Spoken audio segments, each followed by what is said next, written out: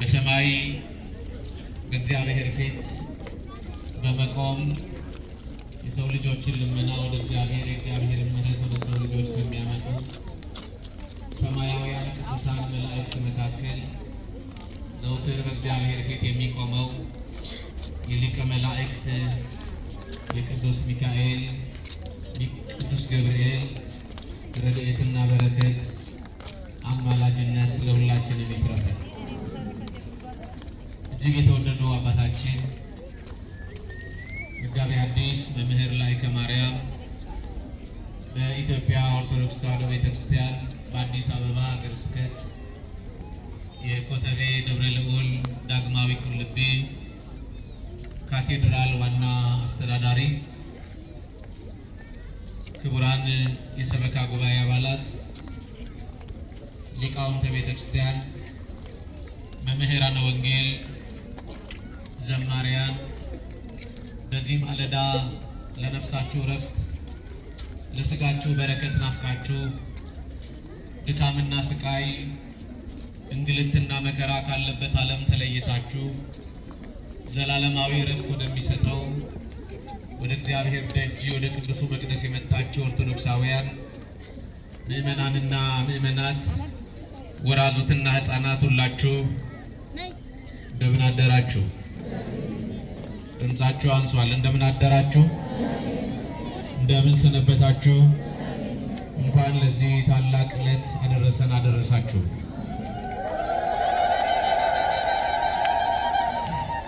እንደ እግዚአብሔር መልካም ፈቃድ ዛሬ ለጥቂት ደቂቃዎች የምንቆይበት የመጽሐፍ ቅዱስ ክፍል የዮሐንስ ራእይ ምዕራፍ 18 ቁጥር 1 ላይ ያለውን ቃል የትምህርታችን መነሻ እናደርጋለን። ስልጣን ያለው መልአክ በሉ እስኪ፣ ስልጣን ያለው ድገሙት። መልአክ ስልጣን ያለው ምን ያለው ምን ያለው ስልጣን ያለው ምን? ድገሙት እስኪ። ምን ያለው መልአክ። ስለዚህ መልአክ ጥቂት እናወራለን፣ ጥቂት እንማራለን። ክብር ይግባውና ቅዱስ ዮሐንስ ወንጌላዊ በመጽሐፍ ቅዱስ 5 መጽሐፎች አሉት። ስንት አልኳችሁ? ድገሙልኝ። 5 መጽሐፎች አሉት።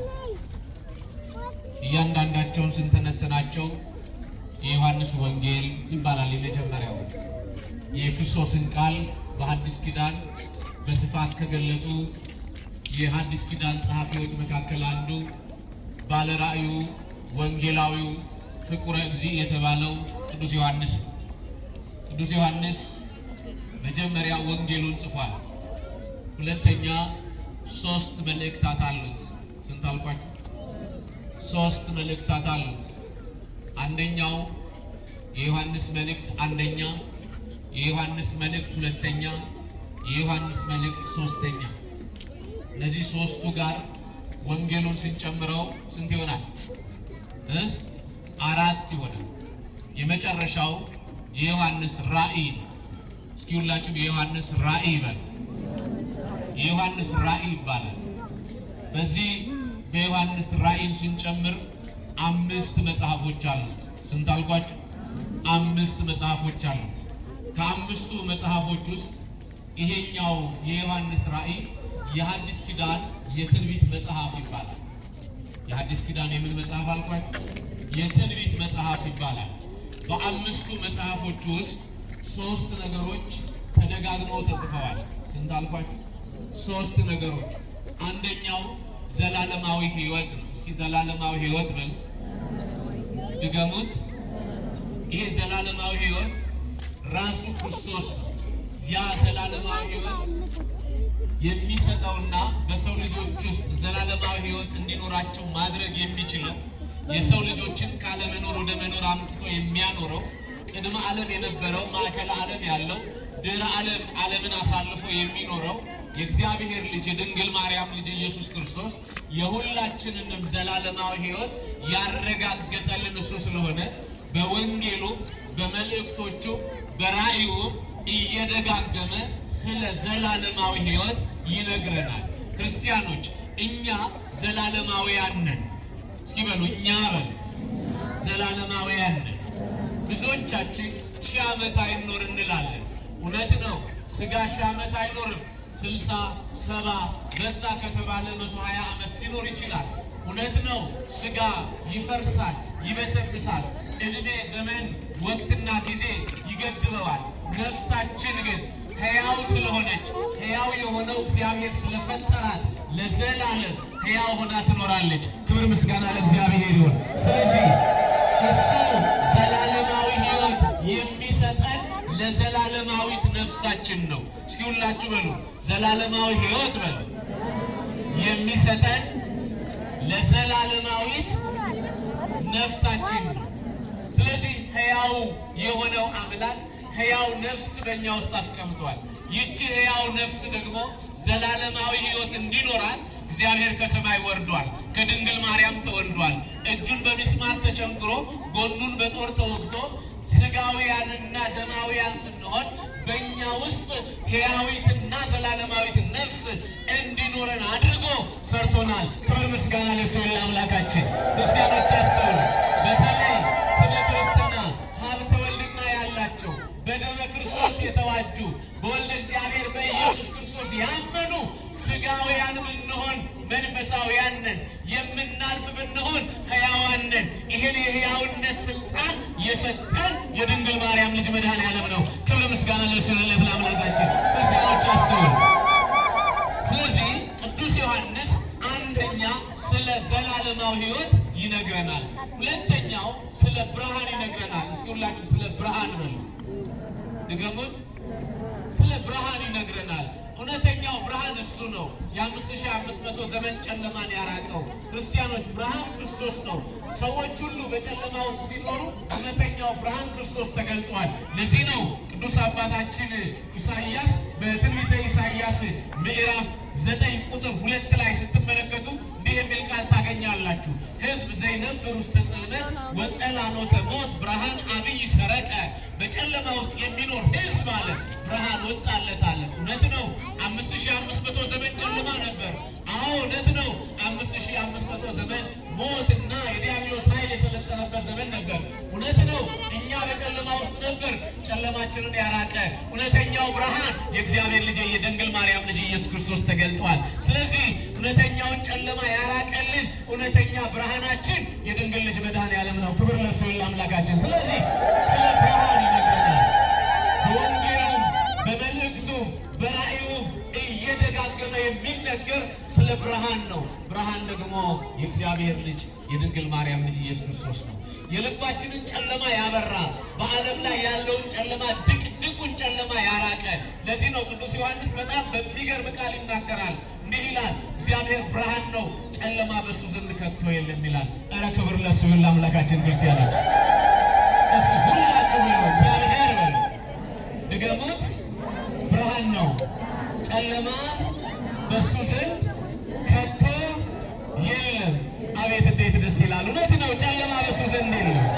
ዛሬ ምድራችንን ያጨለሙ ሕሊናቸው የጨለመባቸው ቤተ ክርስቲያን የብርሃን ምንጭ፣ የእውነት ምንጭ፣ የምህረት ምንጭ መሆኗን የረሱ አይምሯቸው ስለጨለመ ብቻ በእሷ ላይ የተነሱ መከራ ቢያበዙባትም የብርሃን አምላኳ እውነተኛው ብርሃን ክርስቶስ ከእሷ ጋር ስለሆነ ጨለማ በበዛበት ዓለም ሕሊናቸው በጨለሙ ሰዎች ዓለም ውስጥ እውነተኛውን ብርሃን ክርስቶስን እየገለጠች ዓመተ ምሕረት፣ ዓመተ ስጋዌ፣ ዓመተ ስብከትን እየሰበከች እስከ ዓለም ፍጻሜ ኦርቶዶክሳዊ ተዋሕዶ ቤተክርስቲያን ትኖራለች። ክብር ምስጋና ለእግዚአብሔር ነው። ስለዚህ ቤተክርስቲያን የብርሃን መገለጫ ክርስቶስ እውነተኛው ብርሃን ነው። ስለዚህ ጨለማ በሱ ዘንድ ከቶ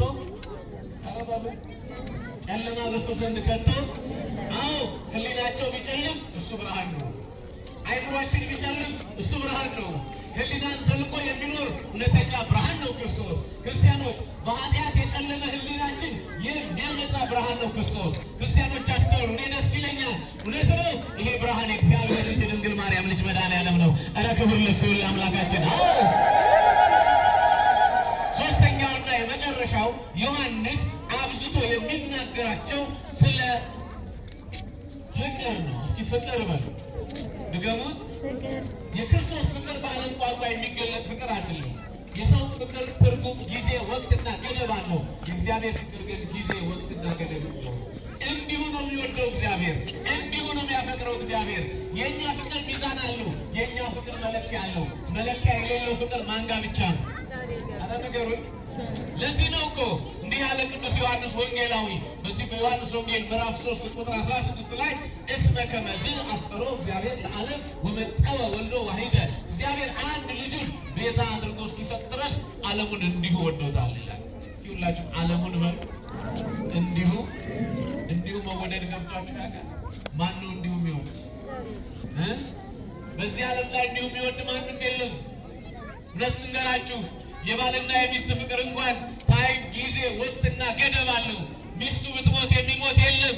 ባል ቢሞት የሚሞት ሴት የለችም። ክርስቲያኖች እኛ በኃጢአታችን ሙታን ሳለን የእኛን ሞት በሕይወት ለመቀየር የእግዚአብሔር ልጅ ከፍቅሩ ጽናት የተነሳ ወደ መቃብር ወረደና እኛን ከመቃብር አወጣን። ክብር ለእሱ ለአምላካችን። ይሄ ነው ፍቅር። አንድ የድሮ ዘፈን ሰምቻለሁ፣ ይገርመኛል። ለምን ሰማህ እንዳትሉኝ፣ ጆሮ ሰምቶ አይሆናል። የድሮ ዘፈን እንዲህ ይላል ዘፈኑ።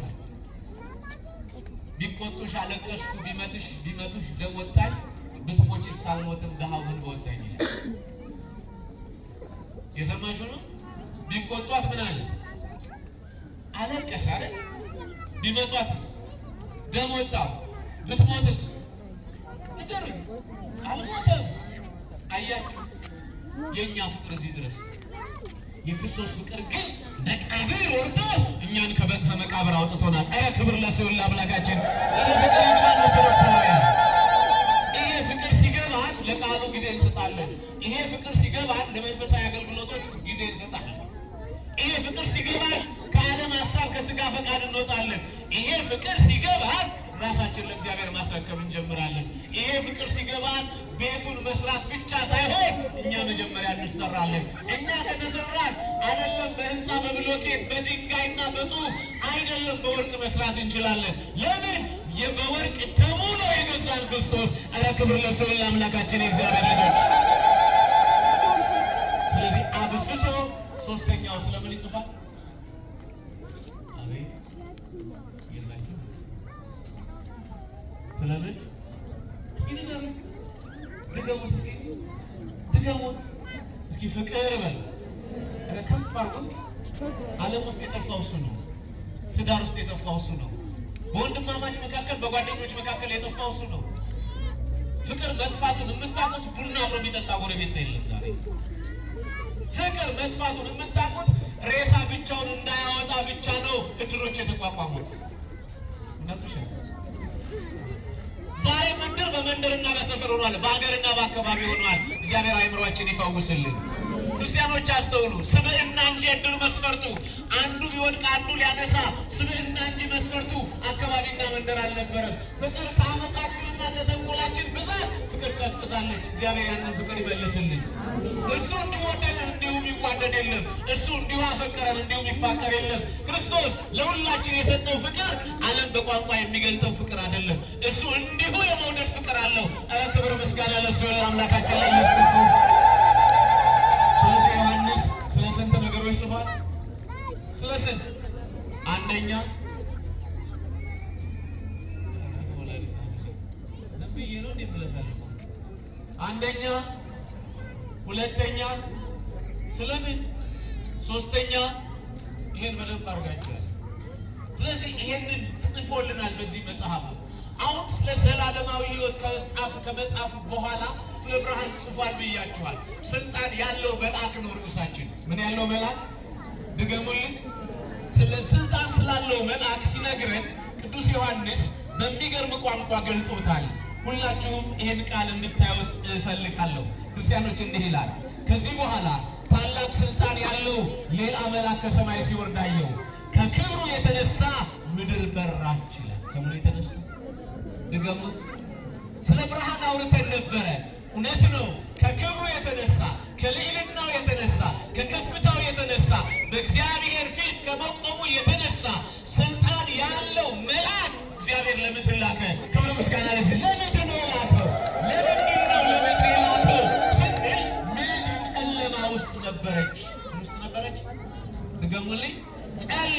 ውስጥ ነበረች። ይሄን ድቅድቅ ጨለማ ሊያርቅ የሚችል ፍጥረት አልነበረም። ይሄን ድቅድቅ ጨለማ ነፃ ሊያደርግ የሚችል ፍጥረት አልነበረም። ስለዚህ ይሄንን ጨለማ የሚያርቅ ሌላ ስልጣን ያለው መልአክ መምጣት አለበት። ምን ያለው? አቤት ስልጣን ያለው። ይሄ ስልጣን ያለው መልአክ ቅዱስ ገብርኤል። እስኪ ሁላችሁ ቅዱስ ገብርኤል ነው። አልሰማውም? ንገሙት። ስልጣን ያለው መልአክ ነው። በነገራችን ላይ ይሄ መልአክ በስልጣን ደረጃ ሁለተኛ ክፍል ላይ ያለ ነው። ስንተኛ አልኳችሁ? አንደኛው ሚካኤል ነው፣ ሁለተኛው ገብርኤል። ስልጣን አለው። ይሄ ስልጣን በነገራችን ላይ በዓለመ መላእክት ያለውን ሁካታ ጸጥ የሚያደርግ ስልጣን ተሰጥቶታል። ጸጥ የማድረግ አለመስማማትን ጸጥ የሚያደርግ ልዩነትን የሚያስማማ ስልጣን ያለው መልአክ ነው። ይሄ መልአክ ቅዱስ ገብርኤል ነው። ክብር ለእሱ ለአምላካችን ለእግዚአብሔር። ልብ አድርጉ። በመላእክት ዓለም ውስጥ ሁካታ ነበረ። በዚህ ሁካታ ውስጥ መላእክት እርስ በርሳቸው ይከራከሩ ነበር። ማን ፈጠረን? ከየት መጣን? ብለው ሲከራከሩ መልአኩ ቅዱስ ገብርኤል ተነሳና እንዲህ አለ፣ የፈጠረንን እስከምናውቅ በያለንበት እንቁም አለ። ኧረ ክብር ምስጋና ለእግዚአብሔር። ታዲያ ይሄ መልአክ ስልጣን ያለው መልአክ ነው። እስኪ በሉ ስልጣን ያለው መልአክ በሉ። አልሰማሁም? መላእክትን ጸጥ ያደረገ መልአክ፣ በመካከላቸው ያለውን ሁካታ ያረጋጋ መልአክ ነው። ይሄ መልአክ ጸጥ ያሰኘ ግርግሩን ያጸና መልአክ ነው። በሀገራችንም ያለውን ግርግር ቅዱስ ገብርኤል ያጽናልን። አሜን በሉ። ፈጣሪዋን የረሳች ሀገሯን የረሳች ኢትዮጵያን ኢትዮጵያ ብላ እንዳትቀጥል፣ ቤተ ክርስቲያን ክብሯን ይዛ እንዳትቀጥል፣ ሁሉም የተነሱባት ሁሉም በአንድ ልብ ሆነው ቤተ ክርስቲያንን መዶሻ ይዘው ሊያፈርሱ በተነሱበት በዚህ ዘመን ታላቁ መልአክ ቅዱስ ገብርኤል ይምጣልን። ሁላችሁም እጃችሁን ከፍ አድርጉት። ከፍ አድርጉና ሌላ በሉ። ስልጣን ያለው መልአክ ወደ ሀገራችን ይምጣ። ይሄ መልአክ ቅዱስ ገብርኤል ነው። ቅዱስ ገብርኤል ወደ ምድራችን ይምጣ። አመስግኑ ተባካችሁ። ያስፈልገናል።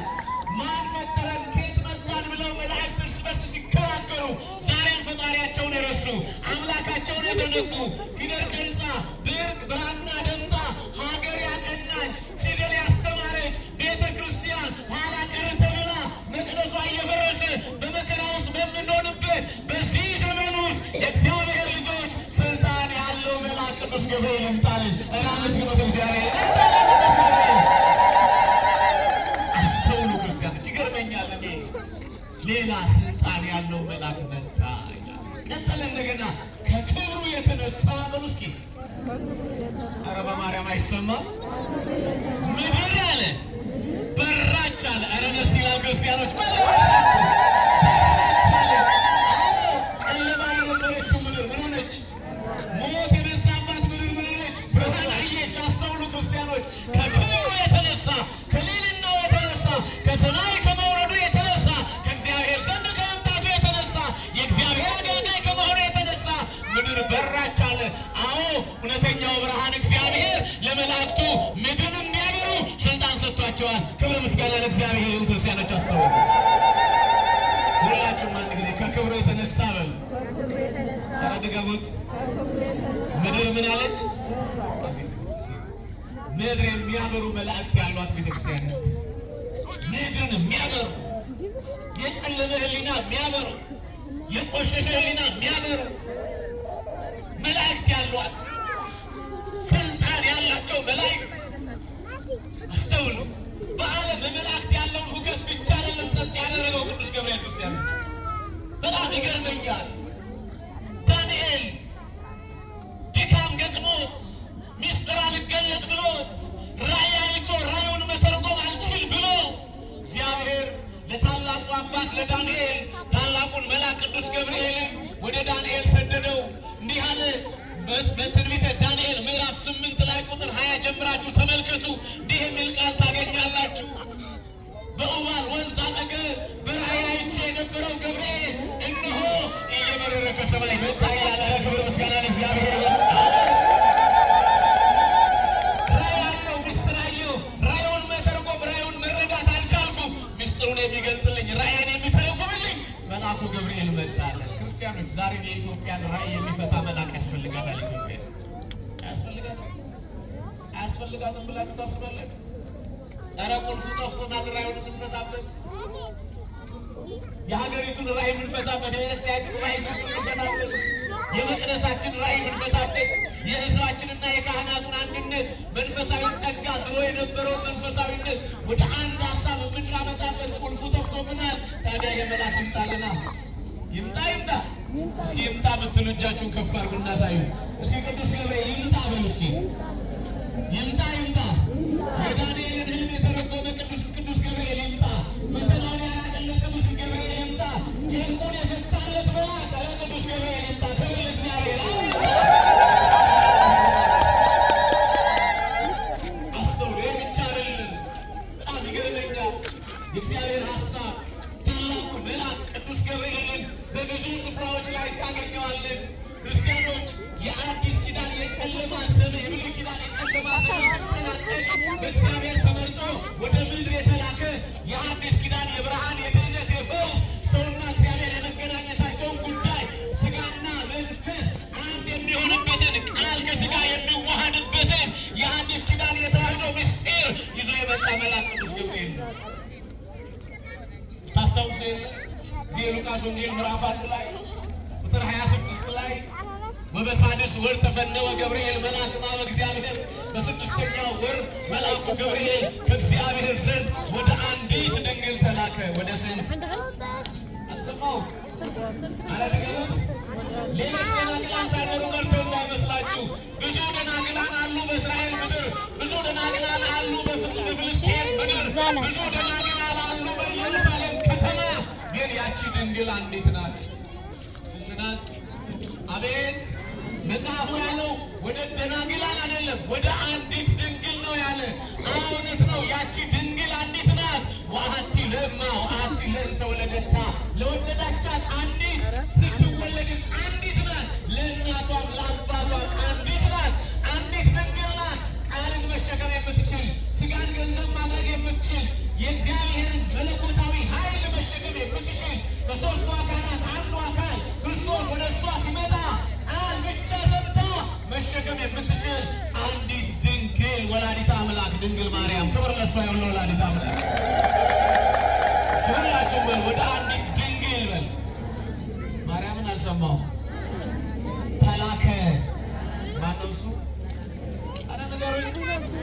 ሰውና እግዚአብሔር ሊገናኙ አምላክና ሰው ሊዋሃዱ እኛና እግዚአብሔር አንድ የምንሆንበት ታሪካችን የሚቀየርበት ሞታችን የሚቀጣበት የ5500 ዘመን በሰውና በእግዚአብሔር መካከል ያለው ልዩነት አንድ የሚሆንበት የድንግል ማርያም እሽታ፣ የገብርኤል ሰላምታ የዓለሙን የመርገምና የመከራ የእንግልትና የሞት ታሪክ ሊቀይር ክርስቶስ በመልአኩ ብስራት በድንግል ማርያም እሽታ በማኅፀኗ ተወሰነ። ኧረ ክብር ለእሱ ለአምላካችን ለኢየሱስ ክርስቶስ። ስልጣን ያለው መልአክ ያለው ቃል ተሸክሞ ለመምጣት ስልጣን ያለው መልአክ ድንግል ማርያም ፊት ቆሞ ቅድም ዘማሪት መቅደስ ስትዘምር ሰምታችኋል። ይህ ሰባቱ መንጦላዕት የሚለው የደረሰው ዲያቆን ዳንኤል ክብረት ነው የዘመረው። እንዳይ እንዴት አልቆ እንደተዘመረ በጣም ይገርመኛል። ይህንን መዝሙር ስሰማው ነፍሴ ከስጋ ይፍቅ ነው። በጣም አይምሮ ይነካል። ወደ ተጋረዱ የቅዱስ የአባ ሕርያቆስን ሀሳብ ነው የተነሳው ሀሳብ በጣም የሚገርመው። እዛ ላይ እንትን ቃል አለ እጅግ ደስ ይላል። ሀሳብ በጣም የሚገርመው እንዴት ተገናኙ ገባሬና ግብር፣ ሰሪና ሰራተኛ እንዴት ተገናኙ? የሰራት ክርስቶስ ነው ማለት የፈጠራት ማን ክርስቶስ ነው። ግን እሱ እንደገና በእሱ ሀገር ተዋህደና የዓለምን ታሪክ ቀይረው። ኧረ ክብር ለእሱ ለአምላካችን። እየታደገ እየፈታ እየወደቀ እየተነሳ ቃል ተሸክሞ ሲመጣ ስልጣን ያለው መልአክ ስልጣን ያለው መልአክ ድንግል ማርያምን ለማንሰር ስልጣን ያለው መልአክ ክርስቶስን የሚወለድ ለመናገር ስልጣን ያለው መልአክ ስላቸው መጸነሱን ብቻ አይደለም እኮ ቅዱስ ገብርኤል የሚናገረው መወለዱን የሚነግረው ዛሬ በዳዊት ከተማ ታላቅ የሆነ የምስራች ነግራችሁ ሆኖ መድኃኒተ ክርስቶስ ተወልዷል ብሎ ለእረኞች የምስራቹን ዜና የተናገረው ታላቁ መልአክ ቅዱስ ገብርኤል እኮ ነው። ኧረ ክብር ምስጋና ለእግዚአብሔር።